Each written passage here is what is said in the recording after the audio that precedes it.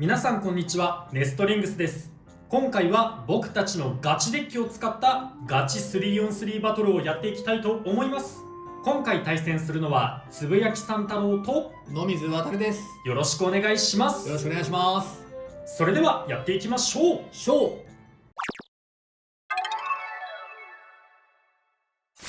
今回つぶやきさん太郎が使っていくガチ 3on3 デッキはこちらになります。ファーストベイはシャークスケール 160LR。 これは前から使っているカスタムなんですけれど、やっぱりシャークスケールがとても強いということで、攻撃力がねめちゃくちゃ高くて、バーストフィニッシュとかオーバーフィニッシュで高ポイントを狙うこともできるし、スタミナ面もとても優秀なので、攻撃で相手のスタミナを減らして最終的にスピンで勝つっていうこともできるので、どんな相手とも戦えるかなと思いファーストベイに持ってきました。セカンドベイはクロックミラージュ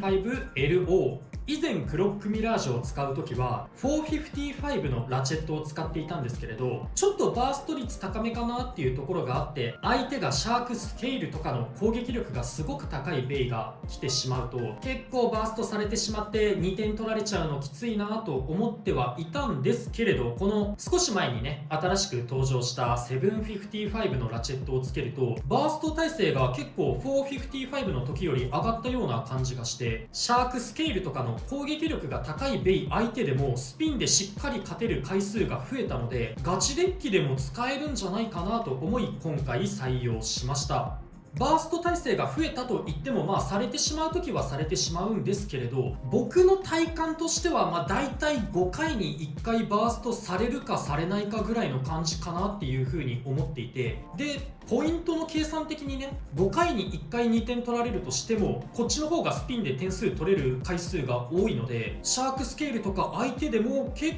構ポイント計算的に有利取れるんじゃないかなと思い、このクロックミラージュのカスタマイズはだいぶやれるんじゃないかと思っております。今回は2機目に持ってきて、相手のアタックタイプとかにぶつけることができたらいいなとは思います。それに相手がアタックタイプじゃなかったとしても、ウィザードロッドとかのスタミナが強いカスタムに対してでも、このクロックミラージュはスタミナ勝ちしたりもできるので、すごく優秀なカスタマイズなんじゃないかなと思っております。サードベイはゴーレムロック 960J。 ゴーレムロックにこちらも少し前に登場したジョルトのビットをつけてみました。ジョルトがね結構面白い動きをしてくれるビットで、アタックタイプのビットではあるんですけれど、軸先が結構細身になっており、すごく暴れるかって言われるとそうでもなくって、つけるベイによって動きが変わるビットなんじゃないかなと思っていて、ブレードが重たいような外重心のベイとかにつけるとアタック挙動になって走り回ったりすることもあるし、今回このゴーレムロックのようにバランスが結構いいような若干内中心気味のブレードにつけると、あんまり暴れ回らずに中央でとどまるような挙動をするように狙って打つこともできて、面白いビットだなと思って今回採用してみました。打ち方によってね、ゴーレムロックは中央でとどまるような動きできるとは言いましたけど、暴れさせるような動きもできるので、打ち分けて使っていきたいなと思っております。そして今回このゴーレムロックシールが貼ってあるのをお気づきでしょうか。なんとゴーゴー岩尾のベイブレードに貼るシール、新しい種類が出てきました。ゴーゴー岩尾好き必見。こちらはですね、ベイブレード X321 ゴーシールブックというものについてきております。気になった方はぜひ購入してみてください。このゴーゴー岩尾以外にもね、結構いろんなベイに貼れるシールがたくさんついてくるので、おすすめの商品となっております。いやー、まさか岩尾のシールがね新しいやつ来ると思ってなかったので、僕は嬉しいです。あとシールで言うともう一つ、今回はねデッキケースの右側のところにシャークエッジのシールが貼ってあるんですけれど、こちらはベイのアプリのレアベイゲットバトルの方でステッカーの購入券がもらえる時があるんですけれど、それで購入できるステッカーをこのベイケースに貼ってあります。シャークエッジ以外にもいろんな種類のステッカーがあったので、気になる方は自分好みにデッキケースもこんな感じにカスタマイズしてみてはいかがでしょうか。今回はこの 3on3 デッキで戦っていきたいと思います。はい、ということでこちらが今回私野水航が使用するガチデッキになっております。なんとなくガチデッキじゃないんじゃないって思う人もいるようなパーツも入っているんですけれども、カスタマイズをいろいろとこう試行錯誤してベイブレードを楽しんでいたんですが、どんどんカスタマイズしていっても、シャークスケールでいいんじゃないとか、シャークスケールに勝てないんじゃないみたいなカスタマイズばっかりになってしまって、ちょっとモチベも下がってしまっていたんですけれども、そこから心機一転、自分がベイブレード楽しいなと思う理由の一つとして、いろんなカスタマイズができるというところをちゃんと初心を思い出して、今回はそういったコンセプトで 3on3 デッキを作ってみました。フ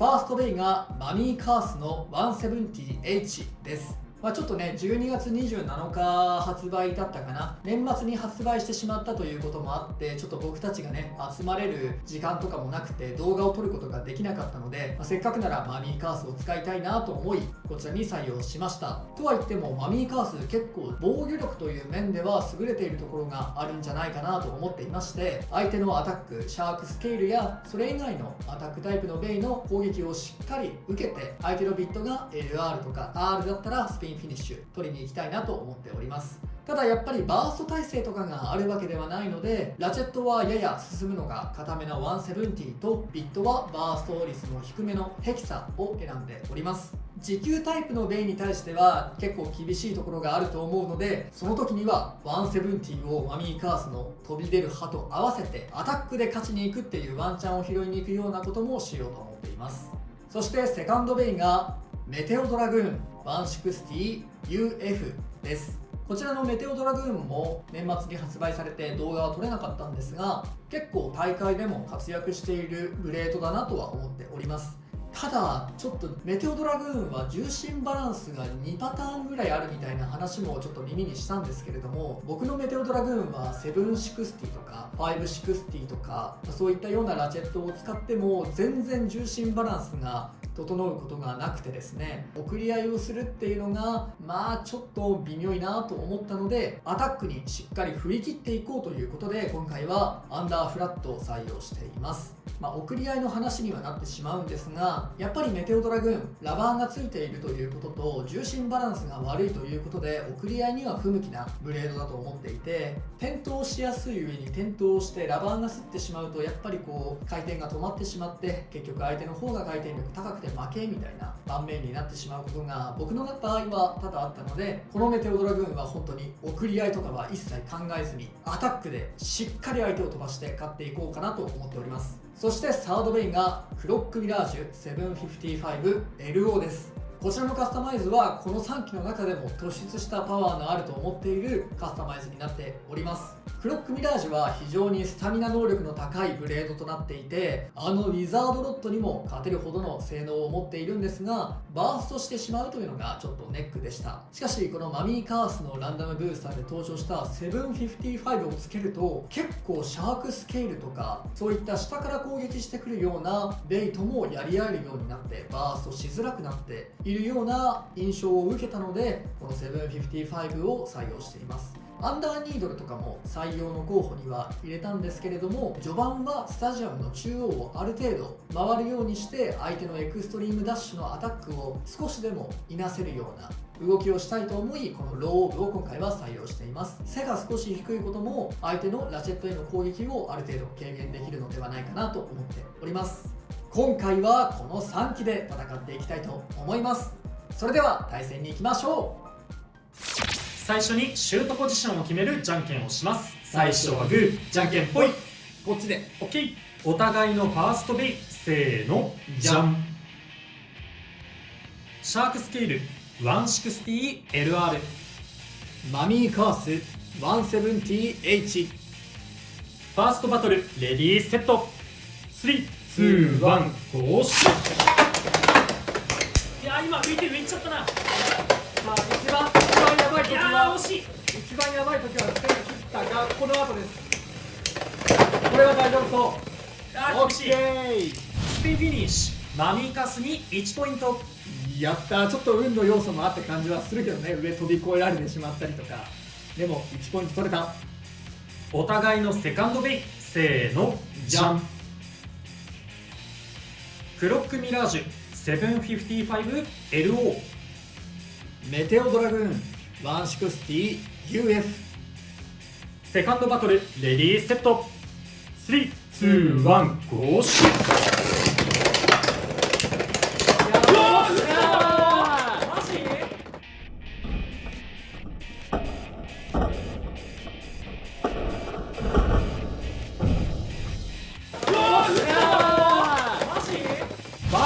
ッシュ。メテオドラグーンに2ポイント。ラバーで引っかかるってところの良さ見せられたと思います。今ラチェットじゃなくてブレード同士の当たりでバーストさせられた気がした。まあ見返してみないと分かんないけど、多分そんな感じな気がします。ラバーでグッていったね。メテオのいいとこ見せれた。お互いのスタートベイ、せーの、じゃん。ゴーレムロック 960J。 クロックミラージュ 755LO。 サードバトルレディーセット。3、2、1、おし。いけ。シュート。ジョルノイのアタック。受けて立つ。真正面から俺は受けて立つぜ。強いぜ。強いぜミラージュ。下手にラチェットは見せない。おオッケー。スピンフィニッシュ。クロックミラージュに1ポイント。ということでこの 3on3 バトルの勝者は野水航。よーし、メテオドラグーンも偉かったし、こいつも偉かった。というわけで 3on3 バトルが終わりましたが、いかがだったでしょうか。いやー、こっちとしてはね、2戦目のミラージュがバーストされたのがちょっと予想外だったな。まあバーストされるっちゃされることはあるんだけど、結構ねバースト耐性持ってて起きづらくはなってるのよ。だからもうここの本番一発でバーストさせられたのが、いやー、メテオドラグーンお見事でしたって感じだったな。まあこのメテオドラグーンに限らず、マミーカースが1戦目でスケールと当たったということとか、2戦目のこの組み合わせと、3戦目でこっちは同じカスタマイズのねクロックミラージュを使って相手がゴーレムロックだったということもあって、相性がねかなりこっちが良かったっていうのはもちろんあるんだけれど、いやーまさかね綺麗にバースト決めてくれるとは思わなかったね。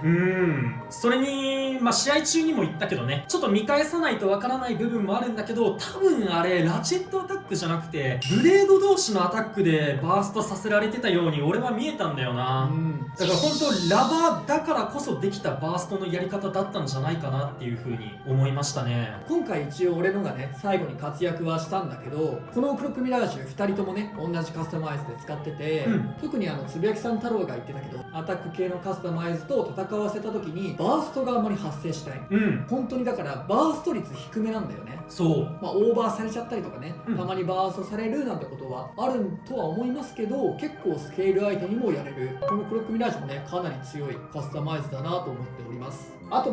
シャークスケールね、ちょっと宙を浮いちゃったのがね今回マミーカーストのそうだね、ちゃんと綺麗に中央通ってね、ここの横軸としてはうまくいったんだけど縦軸のところでね上に浮いちゃってて相手を飛び越しちゃったのがね、あれちゃんと当たったらよかったのになっていう風に思うところはありましたね。今回シャークスケールが不在の 3on3 デッキで結構いい感じに戦うことができて、もちろん相性とかね運の良さもあったんですが、勝つことができて本当に嬉しいなと思っております。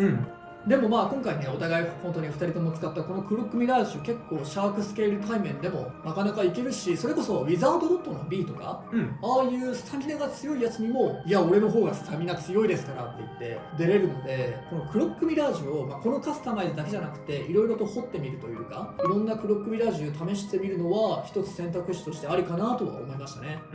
この動画が良かったらグッドボタンとチャンネル登録をよろしくお願いいたします。それではまた次の動画でお会いしましょう。バイバーイ。バイバーイ。